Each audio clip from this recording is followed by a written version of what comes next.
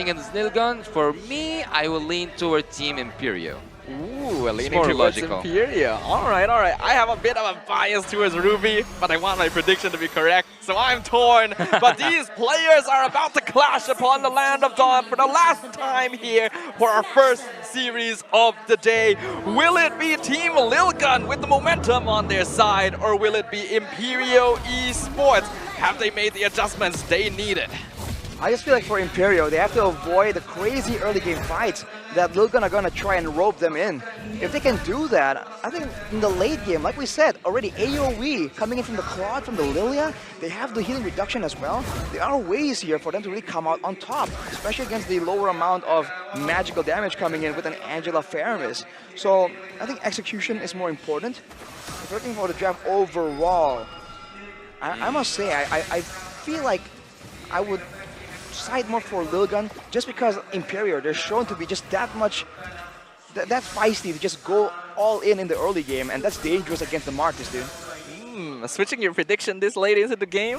Well, I mean, the prediction is the prediction, but I think it favors them. I didn't say that they're gonna win for sure. Okay, I get where you're coming from. Looking at the emblems, I don't think anything's too out of the ordinary here overall.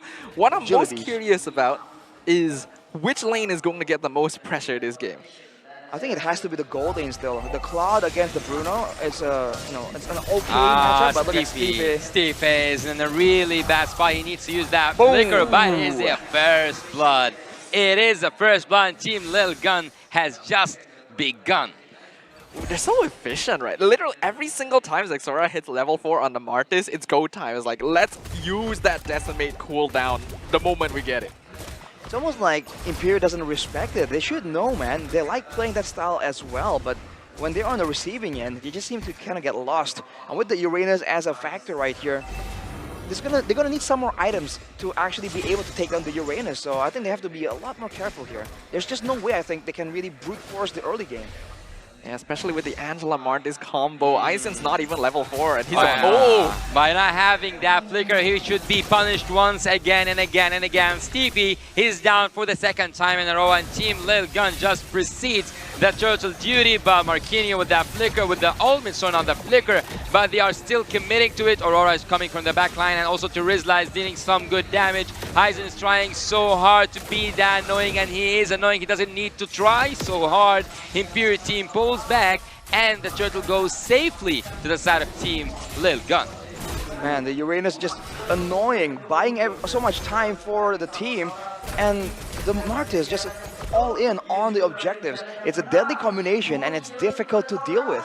I think Imperio's best move is to just like mirror it and go for other things outside of the map.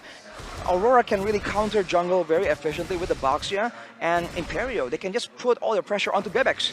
Ooh, Bebex in trouble. He is in trouble. He is indeed in trouble. He needs the Angela ultimate. He needs to survive. He needs to keep that early game going on. Bebex is trying to survive, and Ethan just saved them from an inevitable death. Yeah, that's a massive win for Team Lilgun. A 4-man gank, and they're not even able to get one kill or any gold shield from the tower. Lilgun are in full control of this early game. The Heart Guard, we already know how dangerous of a tool it is. Both aggressive and defensive utility, and Lilgun are making full use of it. I feel like Imperio are just tunneling too hard on the team fights, man, because they need someone to really help with the lockdown in these moments. But with the Ruby used for a team fight, and whoa, one man died! He will survive. Oh, I thought he will survive. He cannot deal with that damage, and Marquinhos is trying to annoy Aizen, but you cannot annoy someone who's annoying, right? I think he can't, there's no way he does enough damage, and he can't really outmaneuver as well, so he has no option but to let the cut happen. Aizen, his only job here is just to keep Marquinhos in the lane. As long as that's done, the Team Lilgun can just go ham across the rest of the map, and that's exactly what we're seeing. Not to mention, the direct counter of Zexora's Martis to Stefe's Ruby is really showing itself, because Stefe cannot find any opportunities to engage. Every single time, the Martis just stands in front of him and doesn't care. I think the whole idea is to use the shield unity as well as the penalty zone to engage, but no. Oh, what was that, Marquinhos? What was that? They are still committing such a really perfect gameplay. Stevie's out, Marquinhos is out, everyone is out. They started everything but on the counter, Aizen is finishing it off. Aizen is finishing it off. A triple kill for the side of Team Lil Gun. They started that fight, Imperio, but they couldn't just end it. Got the kill onto Zora, but it just isn't worth trading all of those bodies. Now with the turtle up, I think Team Lil Gun can still have the advantage. You're going to go for it immediately. That's a 2.6k gold swing right off the bat. Yeah, this is looking pretty bad for Imperial Esports. It was a good start, finally being able to punish Zexora, get his shutdown gold, but losing that many members is never going to be worth it. We're still going to try and force something though. The turtle is back up in the land of Dawn. Team Lil Gun already in position, but this time they've sent Bebex to split push the other side of the map. So the longer this takes, the worse it is for Imperial. It is not just a turtle dance, might be a dance with a high chance to lose it, and now they do lose it. Look at Aizen, he is shut down. That was needed for Team Imperial, and they do get what they wanted. Ethan is still alive, but just on that Netherlands. Oh, that was cold. That was a cold retribution. That was a cold execution. He's still going for it, and he gets that double kill. He gives them okay. I'm okay. Are you okay? I'm okay. I'm getting that turtle. I'm getting that double kill, and Team Lil Gun are still in the lead. And they're not even able to punish Bebex, split pushing down in the bottom lane. As time goes on, Lil Gun is just running away with more and more from this game. And as more structures fall, the less of the map Imperial has to play with.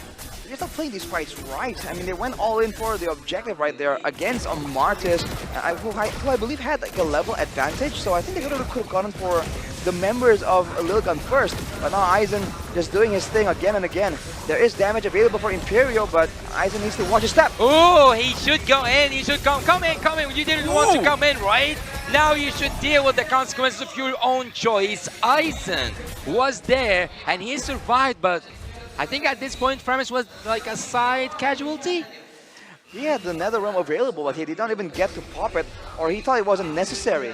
Either way, it's a small victory for Imperial, but they have to really, this lack of lockdown, man. I said I expected like a Franco or something. That's the problem. Fashion has damage, we're seeing it, but he can't land it when everyone is just moving around so rapidly. With the speed boost from the Angela, with the dashes from the Uranus, there's so many ways that Team Lil Gun can avoid the damage of this Lilia. Unfortunately, Steffi's role in this game has really been reduced because Aizen and Zexora can so easily out-micro him on the map. But it was a very good split fight by Marquinhos to be able to get that kill in the first place. Forbid actually didn't need to die there. So if Imperial are still able to find these opportunities, they still have a chance. The net worth difference is not that big yet, though. It's a lot more than you would want at this stage. Well, we saw that was what happened last game. See, they have to be a bit more controlled. Now they're going for a pickup right here, but what are they going to try and use? There's nothing there, and now they get cut off by the Uranus. But they are now in a really bad position. Team Imperial are now between the hands of Team Lil Gun if they want to go in, but there you see it. It was a really bad execution with that penalty zone, but there's the ultimate of Zexora. If he can't go in, Marquinhos is out, CP is out, and look at this. It is a massacre happening at the bot lane, and also Bibix goes in. Bibix wants to get that kill, even if he was like threatened by the fire of that turret. Bibix wants to get that kill, even if it means his life. Even if it means his life. Even if it means his life. His life has been valued, and Team Imperial are now wiped out. I'm now realizing that the Team Lil Gun, the tower line is more of a suggestion. It's like, maybe you should avoid it. And they're like, how about no? Dude, Bavix with the huge balls, they do so much damage there. Just life stealing back up against 1v1 against Ur on the Claude. Showing again the big power spike from the Has claws that he's built up. Man, it's got a shutdown on the Martis, but now Ethan has to flash out the Oasis. It's gonna be even harder to really get a value pickoff. And that was, all things considered, pretty good for Imperial. They missed the penalty zone, they missed the I'm offended, and somehow, some way, they get something. They could have gotten absolutely nothing at all. Forbid is now in a really bad position, but he goes back to his teammates. The realm has been triggered right now, and Aurora is in a really bad place. And the land is lava, but this time it is not your time, Baxia. He's out, and he's gonna be missed at the time of the Lord. Aizen? Oh, Aizen's not. Oh, Aizen's trying to escape. Here he No comes. damage. Poppy, boom. He comes in, and Ethan saves Aizen. Not just that, Aizen is still committing and just dealing such damage and just dealing such amount of annoying. This guy is annoying. He's playing an annoying hero, and he is getting under the skin of Team They Imperial. can't prevent him from popping the consecration. Man. Yeah, that has to be so demoralizing for Imperial Esports. They literally used everything on this one player, and he couldn't touch him. Aizen just standing there taunting with his very presence. And now the Lord is going to be pushing in. Only the first Lord of the game, so it shouldn't be too difficult to defend. But with an already 8k net worth lead for Team Lilgun, they're looking for as many as they can get. Who will be lucky enough to get that Poppy, boom, bless from you, Ethan. Let's see together if this Lord will be effective for the side of Team Lilgun. They do have that momentum, they do have that damage, and Bebex wants to take that top lane with the balls. He's trying, and he is, let's say, he is dealing so much damage, but he couldn't get that turret. Oof, okay, no base towers taken just yet. Now we're back to the same situation. It's an 8k gold lead, and there is good clear, there is crowd control available. Lilgun, I don't think, can just all in brute force. If you look at the items for Ur, he does have the core items. On top of that, also the corrosion side. So he has damage, and I think he's the only real one that can be relied on to really carry in the late game right here. Fashion has damage as well, but it's just a bit too unreliable unless they're kiting backwards into their own base. That is where they have to try and, gamble it out, go for that 50-50 team fights. Or they can just try and fight Team Lilgun as the Lord. But if they want to do so, they have to try and find the picks, man. They have to try and take 1v1 for maybe the gold lane or the mid lane, because otherwise they don't win it out in the overall damage output. Yeah, I think Imperial Esports basically just needs to be more patient right now. They cannot allow themselves to get taunted too easily by Team Lilgun, because it's already clear at this stage, even if they dump all of their ultimates into Aizen, he's just going to shrug it off like nothing happened. They got to wait for more opportune moments, because until now, Marquinhos especially has been very desperate to find the catch that his team needs, and Team Lilgun is just maneuvering very safely, not to mention the Netherrealm and Heartguard on top of that. I might be looking wrong, but I think Aizen has just built a fleeting time. Did he? Oh, really? You have to look at the items. I gotta see that. You He have to doesn't look at wanna the die. items, but I think it's there, and that is insane. That means that this is a bit more aggressive than you would expect, because he's using it in expectation of getting a kill or an assist. That is insane, and it might just be next level, man. That would be exactly what they require. For now, though, I think Team Lilgun, knowing that the Lord is about to be up, they're not willing to actually venture into the jungle of Imperio, just in case someone gets jumped on. Yeah, I think it's a smart choice. They still gotta give some respect to their opponents, because as long as that patience is exercised, there's still a lot of catch. And Ur is definitely starting to build up damage. The Trinity is already completed, so he is a legitimate threat if Lilgun is not careful. They already faced their punishment in game 1. They're not gonna let that repeat. Wave on the bottom side pushing here. Actually, it's so close to the base of Imperio, it might just rebound back towards Lilgun.